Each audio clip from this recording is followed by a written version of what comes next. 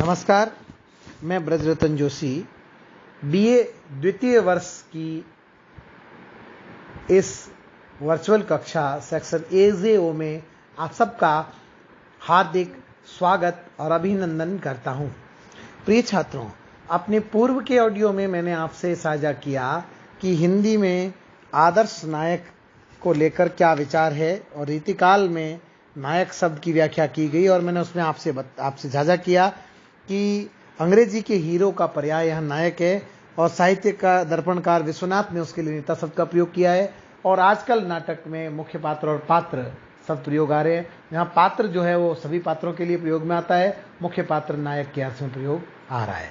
तो कुल मिलाकर जो नायक है उसके लिए पहले नायक, फिर नेता और फिर मुख्य पात्र, तीन तरह के शब्दों का प्रयोग किया गया। और चौथा जो भिन्न संस्कृति यानी अंग्रेजी संस्कृति में है वो हीरो शब्द उसके लिए प्रयोग किया जाता है। और मैंने फिर आपको विस्तार से इसकी व्युत्पत्ति के बारे में बताया।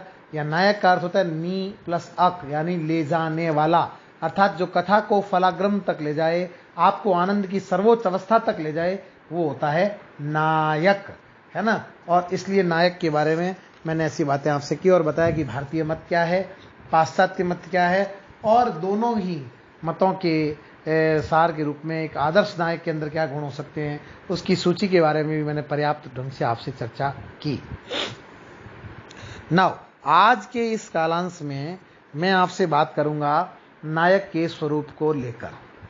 देखिए, साहित्य जो है वो चरित्रों का अजायब घर माना जाता है। प्राय साहित्य की सभी विधाएं किसी न किसी रूप में चरित्र के निर्माण में कार्य जरूर करती है।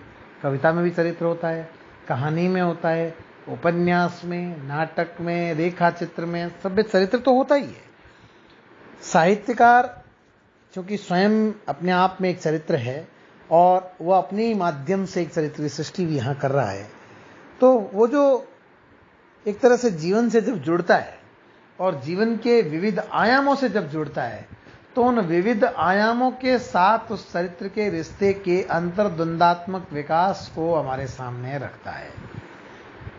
यानी सामाजिक मूल्य स्थापित करने वाला जो नायक है वो इसलिए महत्वपूर्ण है क्योंकि वो अस्तित्व के विविध आयामों के साथ संघर्ष करता है और न केवल वो संघर्ष करता है बल्कि दर्शक को उस आयाम की, उस ऊंचाई की मतलब एक अनुभूति कराने के लिए अपनी पूरी ताकत लगा देता है। जब मानव सभ्य हुआ, आदिम से कुछ ऊपर उठा, कुछ बौद्धिकता उसमें आई, तब से उसने दूसरों की भावनाओं पर ध्यान देना शुरू किया और दूसरों की भावनाओं को समझने लगा। धीरे धीरे संगठन में नेतृत्व की आवश्यकता हुई। वो जो कुटुंब था, वो कबीला था, किसी एक व्यक्ति के नेतृत्व को मान रहा था, तो वहाँ जो नेतृत्व की आवश्यकता हुई उसमें अगुआ का महत्व बढ़ा और अगुआ से फिर जो है जो एक तरह से आज के लोक में अस्मिन् वर्ततो विदते गया रक्षस धर्मस्य सर्वस्य राजानम सुप्रभु, यानी कि उस नेता का, उस वो जो आविर्भाव हुआ वो हमारे लिए सबसे बेहतर सिद्ध हुआ, सही साबित हुआ। इसमें संदेह नहीं है कि प्रत्येक व्यक्ति की अपनी निजी दुनिया के कारण एक भिन्न चरित्र में मानव मात्र की चारित्रिक विशेषताओं पर बल दिया जाता है, जबकि व्यक्ति चरित्र में एक अद्वितीय चरित्र पर भी ध्यान केंद्रित होता है और वो होता है मानवीय चरित्र। जब जीवन का कह सकते हैं क्षेत्र जो कि हमारी संघर्ष भूमि है, तो मैं आपसे जिक्र कर रहा था कि ये जो संघर्ष भूमि है जहाँ पर लोक के अद्वितीय चरित्र, राजनीति, धर्म, समाज सब जगह आपस में गुत्थम गुत्थ हो रहे हैं, लड़ भिड़ रहे हैं, यह जो संघर्षशीलता है वह जीवन में अदम्य साहस, उत्साह भरती है। एक ऐसे जीवन का निर्माण करती है जो मनुष्य को सामान्य भूमि से एक विशिष्ट भूमि पर ले आता है। आज के इस वैज्ञानिक युग और प्रगति, तकनीकी और आविष्कारों के कारण सामाजिक और व्यक्तिगत राजनीति के समीकरण बदलते जा रहे हैं।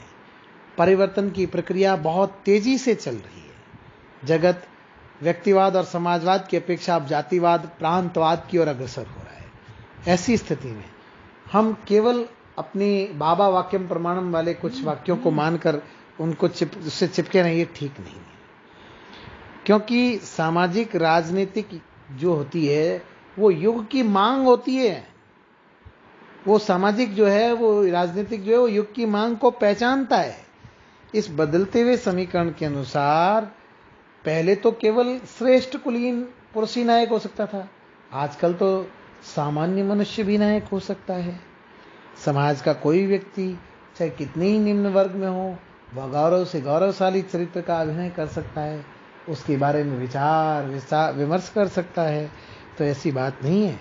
हमें जीवन की सादगी, सच्चाई और ईमानदारी की रक्षा करते हुए, चरित्र की उदात्तताओं को ध्यान रखते हुए, उसकी गुणों का भंडार को ध्यान रखते हुए, व्यावहारिक, सत्य, लाभ हानि, ईर्ष्या प्रेम सुलभ दुर्बलताओं से युक्त साधारण मनुष्य की आराधना कर से साहित्य प्रस्थापित करना चाहिए, ताकि हम उसके नायकत्व से उसे विभूषित कर सकें।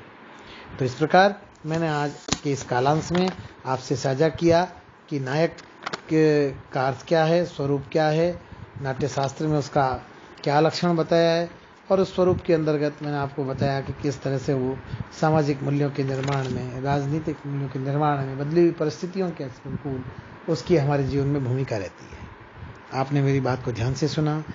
आप सोशल मीडिया के विभिन्न माध्यमों से इस विषय पर विस्तार से पढ़ सकते हैं। धन्यवाद।